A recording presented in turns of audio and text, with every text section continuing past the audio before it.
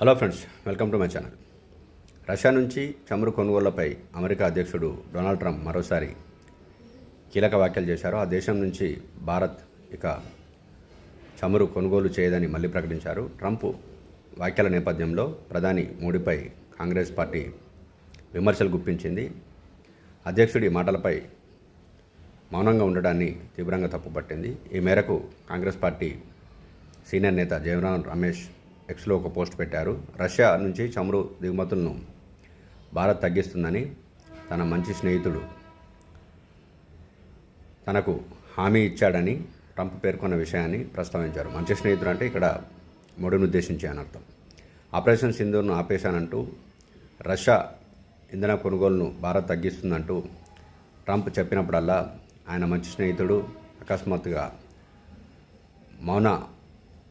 మౌని బాబాగా మారిపోతాడని రమేష్ విమర్శలు గుప్పించారు. ఉక్రెయిన్ యుద్ధం ముగించే అంశంపై చర్చలు జరిపేందుకు ఆ దేశాధ్యక్షుడు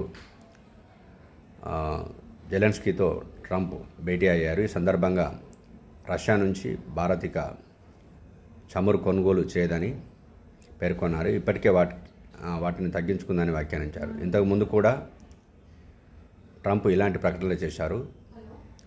చమురు కొనుగోళ్ల ఆపేయడంపై తనకు మోడీ నుంచి హామీ వచ్చిందని ట్రంప్ పేర్కొన్నారు. అయితే భారత్ వాటిని ఖండించింది. ఇరు నేతల మధ్య అలాంటి కన్వర్జేషన్ జరగలేదని స్పష్టం చేసింది.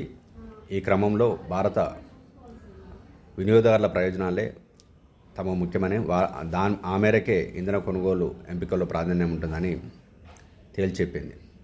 మొత్తానికి ఏంటంటే ట్రంప్ వ్యాఖ్యలు కొంత మన భారత్ని ఇబ్బంది పెట్టేగా ఉన్నాయి. ఆయన అనవసర జోక్యం చేసుకుంటున్నారని ఇప్పటికే